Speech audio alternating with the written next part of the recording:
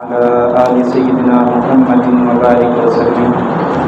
اللهم صل على سيدنا محمد وعلى آل سيدنا محمد وبارك وسلم.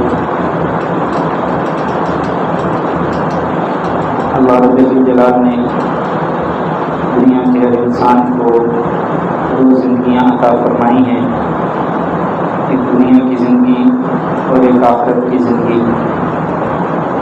دنیا کی زندگی عارضی ہے، ختم ہونے والی ہے، فانی ہے، جبکہ آخرت کی زندگی لامحدود ہے، کبھی نہ ختم ہونے والی ہے، ہمیشہ ہمیش کی زندگی ہے. دنیا کی زندگی بھوکے کا گھر ہے، مچھر کا پر ہے، مکڑی کا جالا ہے، جبکہ آخرت کی زندگی حقیقت ہے اور اللہ رب الجلال کے قرب اور نعمتوں کی زندگی ہے. دنیا کی زندگی آخرت کے مقابلے میں کتنی ہے، اس کی مثال جناب نبی کریم صلی اللہ علیہ وسلم نے ارشاد فرمایا بہت بڑا سمندر ہے، ایک آدمی سمندر کے اندر اپنے ہاتھ کی ایک انگلی ڈالے اور پھر اسے نکالے تو دیکھے اس کی انگلی کے ساتھ کیا لگا ہے. اس کی انگلی کے ساتھ سمندر کے پانی کا ایک قطرہ لگا ہے. آپ علیہ السلام نے ارشاد فرمایا وہ جو ایک قطرہ اس کی انگلی کے ساتھ لگا ہے وہ یہ دنیا کی زندگی ہے، اور باقی لامحدود ٹھاٹھے مارتا ہوا سمندر آخرت کی زندگی ہے. اس سے اندازہ لگا لیجیے آخرت کی زندگی کتنی بڑی زندگی ہے. حضرت امام غزالی رحمہ اللہ تعالیٰ علیہ نے مثال کے ساتھ بات سمجھائی. ارشاد فرمایا کہ زمین و آسمان کا خلا گندوں کے دانوں سے بھر دیا جائے. گندوں کے دانے ایک کمرے میں آئیں تو لاکھوں کروڑوں آ جاتے ہیں. زمین و آسمان کا خلا گندوں کے دانوں سے بھر دیا جائے اور ایک پرندہ 1000 سال کے بعد آئے اور ایک دانہ اٹھا کے چلا جائے، پھر 1000 سال کے بعد آئے ایک دانہ اٹھا کے چلا جائے، پھر 1000 سال کے بعد آئے ایک دانہ اٹھا کے چلا جائے، تو کبھی نہ کبھی یہ دانے ختم ہو جائیں گے، لیکن آخرت کی زندگی پھر بھی ختم نہیں ہوگی. اس سے اندازہ لگایا جا سکتا ہے کہ آخرت کی زندگی کتنی بڑی زندگی ہے، کتنی لامحدود زندگی ہے.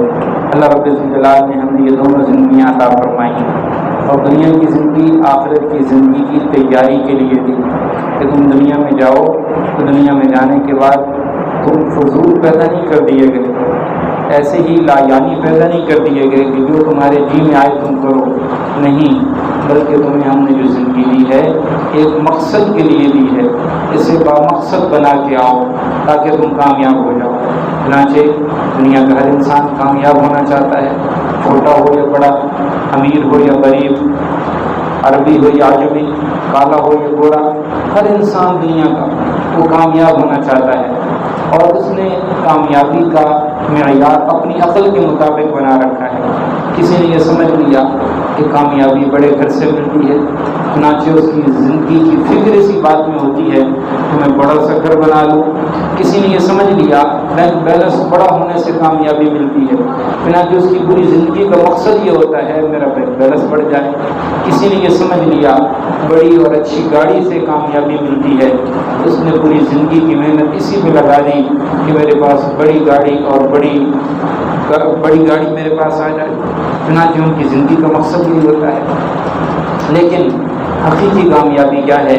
اللہ رب الجلال قرآن مجید میں ارشاد فرماتے ہیں وَمَنْ زُحْزِحَ عَنِ النَّارِ وَأُدْخِلَ الْجَنَّةَ فَقَدْ فَازَ. جو جہنم سے بچا لیا گیا اور جنت میں داخل کر دیا گیا، یہ ہے کامیاب انسان. وہ کامیاب نہیں جس کے پاس دنیا میں مربع ہیں اور مرنے کے بعد جہنم میں جا رہا ہے. وہ کامیاب ہے جس کے پاس دنیا میں ایک مرلے کا مکان ہے اور مرنے کے بعد وہ جنت میں جا رہا ہے. وہ کامیاب نہیں جو خوبصورت ہے مرنے کے بعد جہنم میں جا رہا ہے. وہ کامیاب ہے جو کالے رنگ کا ہے، شکل و صورت نہیں، لیکن مرنے کے بعد جنت میں جا رہا ہے. وہ کامیاب نہیں جو پوری زندگی بادشاہت کے تخت پہ بیٹھا رہا لیکن مرنے کے بعد جہنم میں جا رہا ہے. وہ کامیاب ہے جو پوری زندگی جیل کی کوٹھی میں رہا لیکن مرنے کے بعد جنت میں جا رہا ہے. یہ کامیابی. فمن زحزح عن النار وادخل الجنة فقد فاز. جہنم سے بچا لیا جانا، جنت میں داخل کر دیا جانا، یہ کامیابی. دنیا کی زندگی کی ایک اور حقیقت خود نبی کریم صلی اللہ علیہ وسلم نے بیان فرمائی. آپ علیہ الصلوۃ والسلام جا رہے ہیں، کوڑے کا ایک ڈھیر آیا اور نفیس الطبع آدمی کوڑے کے ڈھیر پہ کھڑا نہیں ہوتا، وہاں سے وہ جلدی گزرتا ہے. اور اللہ کے نبی صلی اللہ علیہ وسلم سے نفیس کون ہوگا؟ آپ سے زیادہ اچھے اخلاق اور آپ سے زیادہ طبیعت میں نفاست کس کی ہوگی؟ لیکن آپ وہاں پہ کھڑے ہو گئے، کوڑا کرکٹ کے ڈھیر سے بدبو اٹھ رہی ہے، اور وہاں پہ صحابہ کرام آپ کے ساتھ ہیں، وہ بھی آپ کے ساتھ کھڑے ہو گئے، اور بدبو کی وجہ سے انہوں نے اپنے کپڑے، اپنا جو رومال تھا یا کوئی چیز تھی وہ ناک پہ رکھ لی بدبو کی وجہ سے. تو وہاں پہ ایک بکری کا بچہ مرا ہوا پڑا تھا، بکری کا بچہ مرا ہوا، اس کے کان بھی کٹے ہوئے. اللہ کے نبی صلی اللہ علیہ وسلم نے اسے اٹھایا اور فرمایا اسے کون خریدے گا؟ کیا اللہ کے نبی صلی اللہ علیہ وسلم کو ہی معلوم تھا کہ اسے کوئی بھی نہیں خریدے گا؟ اللہ کے نبی صلی اللہ علیہ وسلم ایک سبق دینا چاہتے تھے. آپ نے فرمایا اسے کون خریدے گا؟ صحابہ نے عرض کیا اللہ کے نبی صلی اللہ علیہ وسلم اسے تو کوئی بھی نہیں خریدے گا، بکری کا بچہ ہے، مرا ہوا ہے اور اس کے کان بھی کٹے ہوئے ہیں. آپ نے پھر پوچھا اسے کون خریدے گا؟ صحابہ نے پھر وہی عرض کیا اللہ کے نبی سے کون خریدے گا؟ مریا ہوا بکری کا بچہ ہے، اس کی کوئی وقت ہی نہیں ہے. پھر تیسری مرتبہ آپ نے پوچھا تو صحابہ نے عرض کیا اللہ کے نبی یہ زندہ بھی ہوتا نا تو اسے کوئی نہ خریدتا، کیونکہ اس کے کان کٹے ہوئے ہیں، اس میں عیب ہے، اس میں عیب ہے، یہ تو مرا ہوا ہے، اسے کون خریدے گا؟ آپ علیہ الصلوۃ والسلام نے وہ سبق دیا جو آپ سبق دینا چاہتے تھے. فرمایا جتنی تمہارے نزدیک اس بکری کے بچے کی اب اہمیت ہے، یعنی تم میں سے کوئی بھی خریدنا نہیں چاہتا، تمہارے نزدیک یہ بے وقت ہے، اس کی کوئی وقت نہیں، اس سے بھی زیادہ اللہ کے ہاں دنیا بے وقت ہے. دنیا کی اس سے بھی زیادہ اللہ کے ہاں کوئی قیمت نہیں ہے. اس دنیا کے پیچھے ہم پاگل ہوئے پھر رہے ہیں. اللہ کے ہاں اس دنیا کی اس مرے ہوئے بکری کے بچے سے زیادہ وقت کم ہے اللہ تعالیٰ کے ہاں. تو دیکھیے ایک ریت کا ذرہ کتنا چھوٹا ہوتا ہے اور پہاڑ کتنا بڑا ہوتا ہے. دنیا کی زندگی ریت کے ذرے کی طرح اور آخرت کی زندگی بڑے بڑے پہاڑوں کی طرح کبھی نہ ختم ہونے والی. لیکن کبھی آپ نے سوچا کہ ایک ریت کا ذرہ آنکھ میں پڑ جائے تو پہاڑ نظر نہیں آتا؟ ایک ریت کا ذرہ آنکھ میں پڑ جائے تو آنکھ بند ہو جاتی ہے، پہاڑ نظر نہیں آتا. اسی طرح جن لوگوں کے دلوں میں دنیا کی محبت گھر کر چکی ہوتی ہے انہیں آخرت یاد نہیں آتی، آخرت بھول جاتی ہے.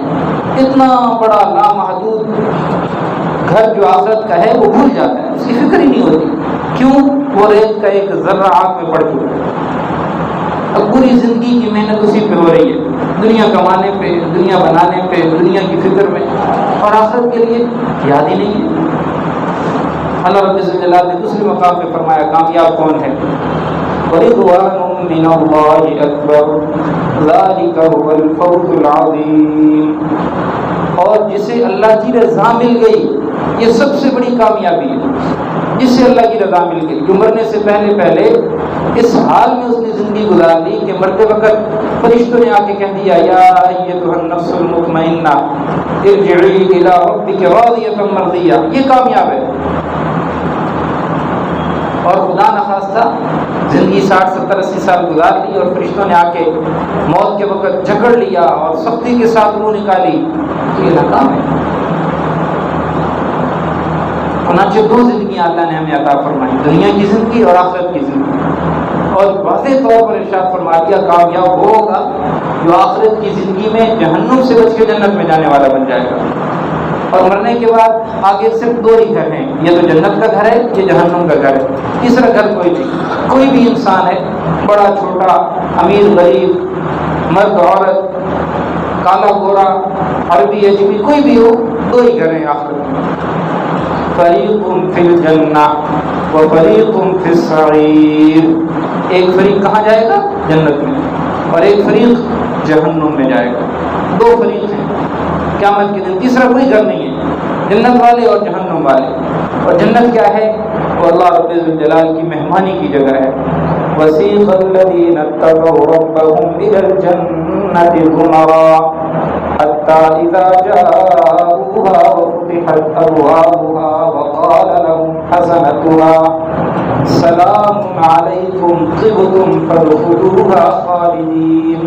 بندہ مومن آئے گا، جنت کے دروازے کھولے جائیں گے، اس کا اعزاز کیا جائے گا، دونوں جانب فرشتے پھول لے کے کھڑے ہوں گے، جیسے کسی مہمان کا اکرام کیا جاتا ہے، استقبال کیا جاتا ہے، اور کہا جائے گا سلام علیکم طبتم فادخلوها خالدین، تم پر سلامتی ہو اور تم داخل ہو جاؤ اس میں ہمیشہ ہمیشہ کے لیے، کبھی نہیں نکالے جاؤ گے. یہ ہے فریق فی الجنہ. کون؟ جس نے دنیا کی زندگی کے مقصد کو سمجھا. کیوں پیدا کیا گیا میں؟ مجھے ہاتھ پاؤں کان ناک کیوں دیے گئے؟ صرف 4 پیسے کمانے کے لیے؟ صرف کھانا کھانے کے لیے؟ صرف شہوت پوری کرنے کے لیے؟ نہیں، کچھ اور مقصد تھا. ما خلقت الجن والانس الا ليعبدون. پیدا کرنے والے نے بے مقصد پیدا نہیں کیا، اس نے تو پیدا کیا تھا تم میری عبادت کرو، میری فرما برداری کرو. اور ہم آگے کہنے لگے وہ جی شریعت بڑی سخت ہے، یہ تو بڑی پابندیاں لگاتی ہے. یہ پابندیاں ہمارے فائدے کے لیے ہیں، نقصان کے لیے نہیں ہے. چھوٹے بچے کو کہا جائے کہ سڑک پہ نہ جاؤ، یہ بچے کا فائدہ ہے یا نقصان ہے؟ بولیے جی، فائدہ ہے یا نقصان ہے؟ بچے کو کہا جائے سڑک پہ نہ جاؤ، فائدہ ہے یا نقصان ہے؟ بچہ کہے وہ آپ مجھ پہ پابندیاں لگاتے، تو والد کہے گا بیٹا تجھے نہیں پتا مجھے پتا ہے، تو سڑک پہ جائے گا کہیں تیرا ایکسیڈنٹ نہ ہو جائے، تو میری جان کا ٹکڑا ہے، میرا دل دکھے گا. اللہ فرماتے تم میرے بندے ہو، تم جہنم میں جاؤ گے، مجھے اچھا نہیں لگتا، میں نہیں چاہتا تم جہنم میں جاؤ. تبھی تو 1,24,000 نبی بھیجے سمجھانے کے لیے. صلحاء، اتقیاء، انبیاء، علماء، ورثاء انبیاء کے بھیجے سمجھانے کے لیے. سمجھاؤ قدم قدم پہ نے. بھول جاتے ہیں میرے بندے، مجھ سے دور ہو جاتے ہیں، غافل ہو جاتے ہیں مجھ سے. انہیں کھینچ کے میری طرف لے کے آؤ.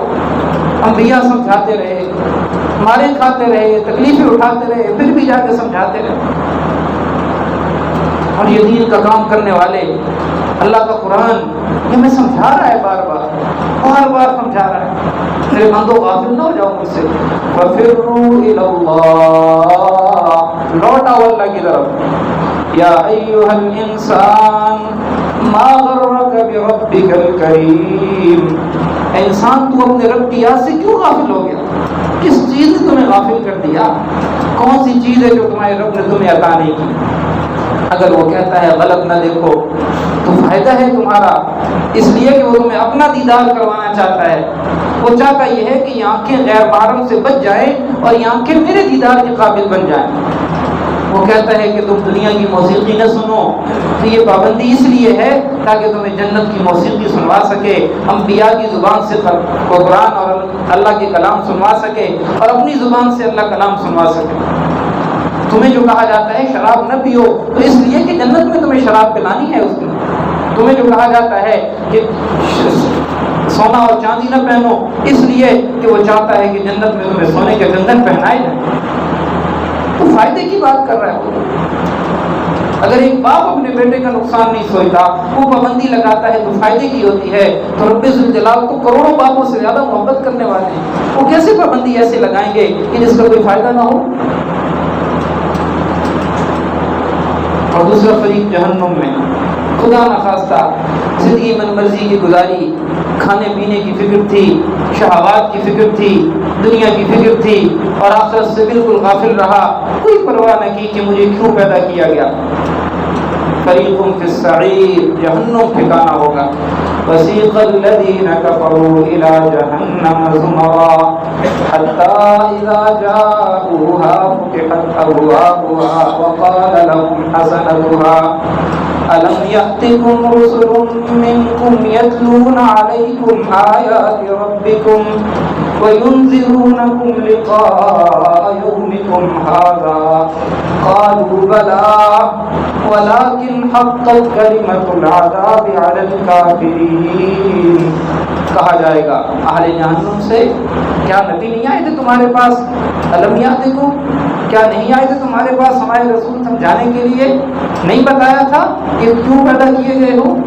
وہ کہیں گے بلا، کیوں نہیں آئے تھے؟ بلکہ ہم ہی غافل تھے، ہم ہی دور بھاگ رہے تھے، ہم ہی دور بھاگے ہوئے تھے۔ اللہ رب الجلال فرمائیں گے قِيلَ ادْخُلُوا أَبْوَابَ جَهَنَّمَ خَالِدِينَ فِيهَا فَبِئْسَ مَثْوَى الْمُتَكَبِّرِينَ۔ ہاں، تم نے اس زندگی کو بے مقصد سمجھ لیا، من مرضی کی گزار کے آئے، اب پھر ٹھکانہ جہنم ہے، داخل ہو جاؤ اس میں اور کبھی نہیں نکالے جاؤ۔ ہمارے پاس یہ زندگی کا ایک چانس موجود ہے۔ انسان کی ایک بہت بڑی خامی ہے کہ یہ غافل ہو جاتا ہے، غافل ہو جاتا ہے۔ اس غفلت کے علاج کے لیے اللہ تعالیٰ نے یہ نظام بنایا ہے۔ آپ سمجھتے ہیں کہ جمعے کا دن کیوں آتا ہے؟ یہ جمعے کے دن میں بیان کیوں کیا جاتا ہے؟ کہ اسی غفلت کو دور کرنے کے لیے کہ بار بار میرے بندے میری بات آ کے سنیں اور ان کے دل کی غفلت دور ہو جائے۔ قرآن مجید روزانہ پڑھنے کا حکم کیوں دیا گیا؟ نماز 5 مرتبہ پڑھنے کا حکم دن میں کیوں دیا گیا؟ تاکہ یہ غافل نہ ہو جائے، بار بار میرے در پہ آتے رہیں اور مجھے اپنا بناتے رہے، میرے ساتھ تعلق مضبوط کرتے رہے۔ یہ مقصد تھا۔ اور یہ غفلت جب بڑھ جاتی ہے تو پھر دل کالا ہو جاتا ہے۔ اللہ کے محبوب صلی اللہ علیہ وسلم نے ارشاد فرمایا، انسان ایک گناہ کرتا ہے اس کے دل پہ ایک سیاہ نقطہ لگ جاتا ہے، اور جب گناہ بڑھتے ہیں تو وہ نقطے بڑھتے ہیں۔ توبہ کر لے، توبہ صرف کی طرح ہے، جس طرح صرف سے کپڑا صاف ہو جاتا ہے اسی طرح توبہ سے دل صاف ہو جاتا ہے۔ توبہ کر لے، استغفار کر لے، وہ نقطے مٹتے جاتے ہیں۔ اور اللہ نہ کرے اگر توبہ نہیں کرتا، گناہ پہ گناہ، گناہ پہ گناہ، گناہ پہ گناہ، تو دل پہ نقطے بڑھتے بڑھتے بڑھتے دل کالا ہو جاتا ہے، اور پھر وہ دل سخت ہو جاتا ہے۔ اور سخت دل جب ہو جاتا ہے تو پھر اس پہ بات اثر نہیں کیا کرتی۔ قرآن مجید نے اس کی بھی مثال سمجھائی۔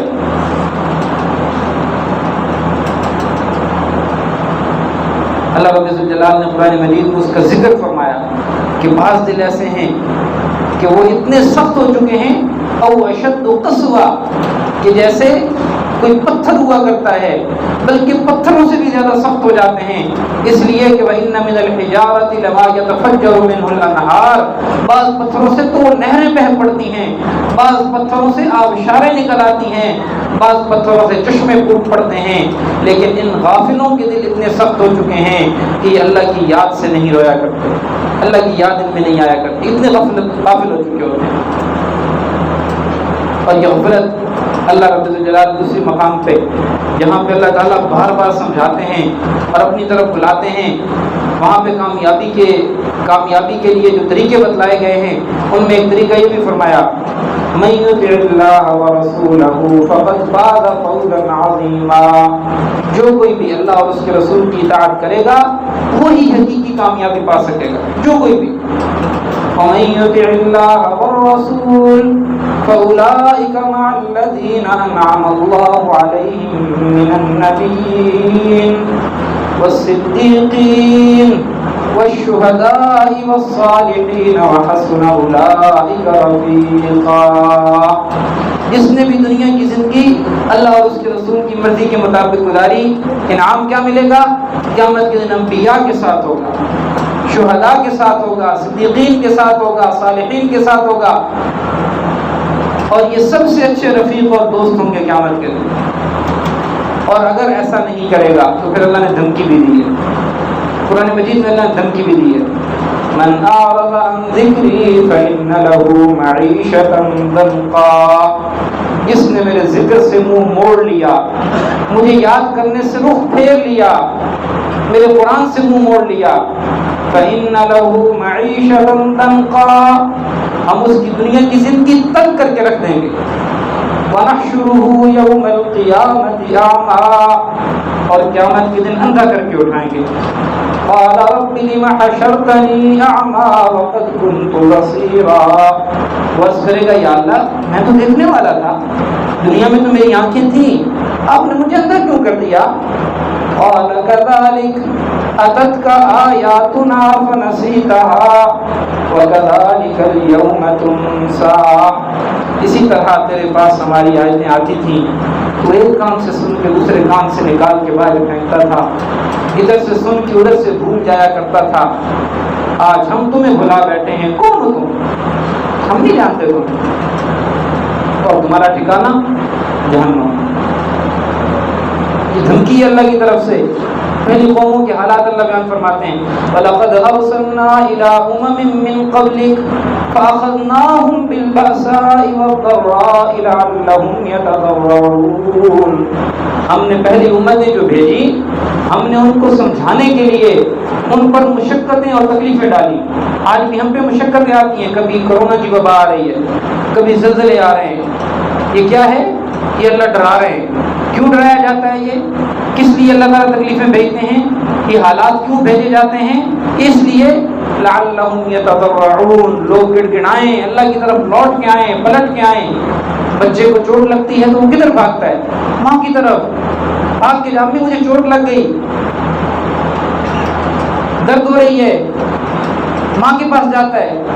اب اللہ تعالیٰ چوٹ لگاتے ہیں, کبھی بخار ہو جاتا ہے, کبھی ٹانگ ٹوٹ جاتی ہے, کبھی چھوٹا ایکسیڈنٹ ہو جاتا ہے, کبھی کوئی تکلیف آ رہی ہے, کبھی کوئی تکلیف آ رہی ہے. کس لیے؟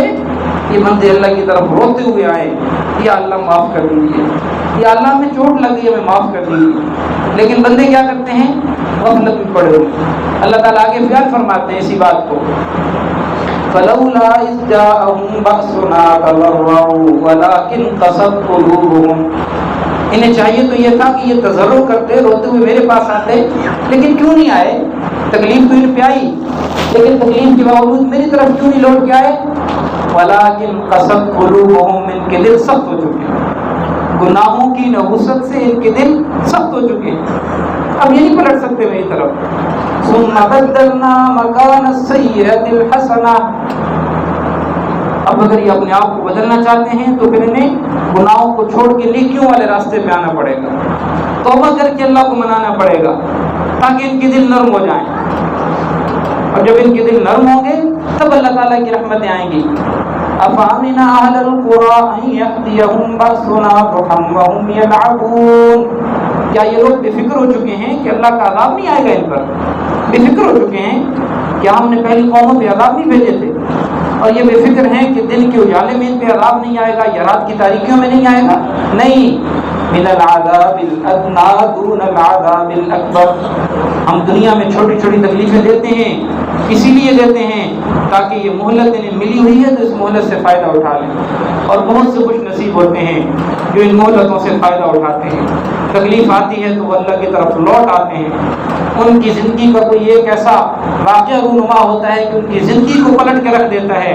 یہ خوش نصیب لوگ ہوتے ہیں. اور بہت بد نصیب ہوتے ہیں کہ جنہیں زندگی بار بار ٹھوکریں مارتی ہے, ٹکریں مارتی ہیں انہیں, اور پھر بھی وہ سنبھلنے کے لیے تیار نہیں ہوتے اور اللہ کی طرف آنے کے لیے تیار نہیں ہوتے. ایک بوڑھے بابا جی کو دیکھا, تاش کھیل رہے تھے, کچھ جاننے والے تھے تو ان سے بات کی, بابا جی آپ کی عمر کتنی ہوگی؟ 75 سال سے تو زیادہ ہو چکی ہے. آپ کس کام میں لگے ہوئے ہیں؟ اللہ نے اس کام کے لیے تو پیدا نہیں کیا, ہمیں تو نماز روزے کے لیے اللہ نے پیدا کیا تھا, ایک بامقصد زندگی دے کے بھیجا تھا. وہ میری بڑی پریشانیاں ہیں, یہ پریشانیاں ختم ہو جائیں گی تو میں نماز شروع کر دوں گا. اللہ کے ساتھ ہم نے ایک ایگریمنٹ کرنا چاہتے ہیں ہم اللہ کے ساتھ کہ اللہ پہلے ہمارے کام کرے پھر ہم اللہ کے کام کریں گے. تو اللہ کو ہماری ضرورت نہیں ہے.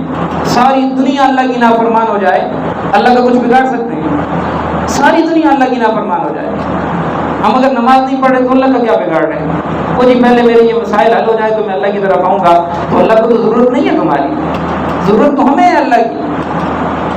اللہ کا تو ہمارے بغیر گزارا ہے اور ہو جائے گا, ہمارا اللہ کے بغیر گزارا نہیں ہے اور نہیں ہو سکتا. یہ سوچنے کی بات ہے.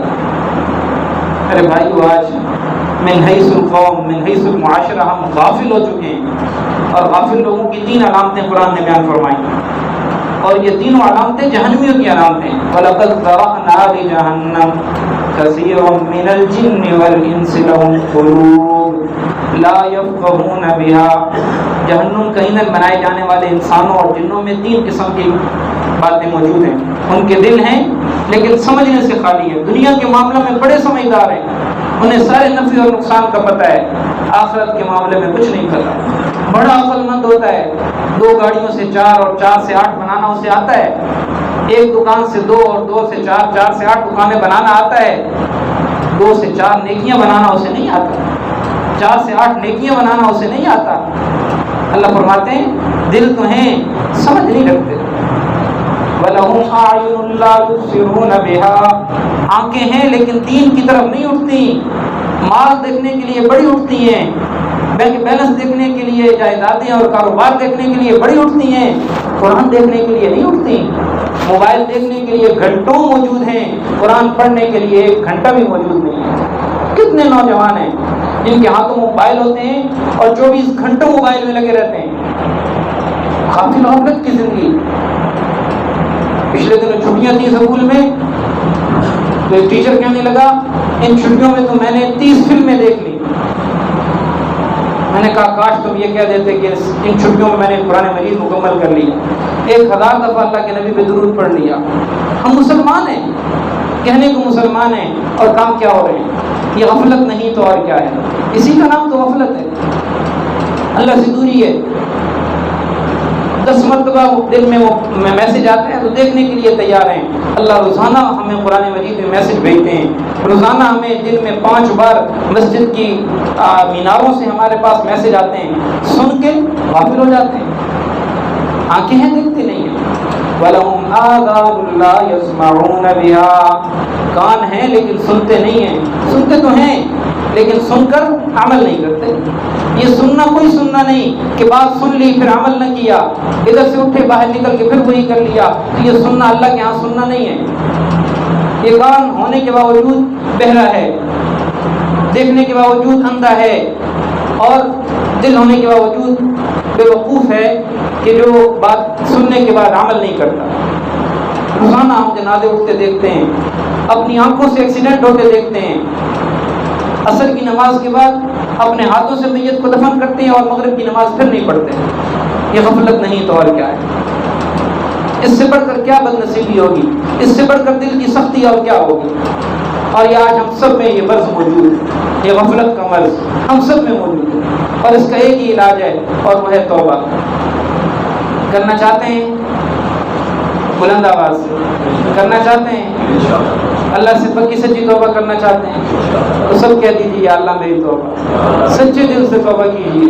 اور یقیناً جب تک ہم اللہ کی طرف رجوع نہیں کریں گے اللہ ہمارے حالات نہیں بدلیں گے. اس سے برے حالات ہوں گے. ہم چیختے رہیں, چلاتے رہیں, حکومتوں کو گالیاں دیتے رہیں, مہنگائی کو کوستے رہیں, کچھ بھی نہیں بدلے گا جب تک اللہ کی طرف سے حالات نہیں بدلیں گے. اور اللہ تب بدلے گا جب ہم اللہ کی طرف رجوع کریں گے. اللہ رب الجلال بھی یوں ہی نہیں بدلا کرتے حالات. اللہ رب الجلال کو بھی حالات بدلنے کے لیے بندوں کی تضرع اور آہ کی ضرورت ہوتی ہے. بندے جب رجوع کرتے ہیں تب اللہ حالات بدلتے ہیں. تو اللہ کی طرف ہم چلیں, اللہ کی طرف لوٹ کے آئیں, یہ غفلت کی زندگی ختم کریں. کم از کم وہ قرآن مجید کا روزانہ 1 پارہ تو تلاوت کریں. نہیں ہو سکتا آدھا پارہ تو تلاوت کریں, اور یہ بھی نہیں ہو سکتا تو کم از کم 1 پاؤں تو تلاوت کر ہی لیں. درود شریف پڑھیں, استغفار پڑھیں, 5 وقت کی نماز ادا کریں. کیا یہ لوگ سارے جو ہے بیٹھے ہیں صرف جمعہ ان پہ فرض ہے, باقی 5 نمازیں فرض نہیں ہیں؟ جمعہ کی نماز میں ہم مسجد میں آ جاتے ہیں, کیا اللہ 1 ہفتے کے بعد ہمیں بلاتا ہے؟ نہیں, وہ تو دن میں روزانہ 5 مرتبہ بلاتا ہے. تو یہ 5 مرتبہ ہم کیوں نہیں آتے؟ ہفتے کے بعد کیوں آتے ہیں صرف؟ اللہ نے تو مسلمان پہ 5 نمازیں فرض کی ہیں, ہفتے کے بعد صرف جمعہ فرض نہیں کیا. سوچنے کی بات ہے.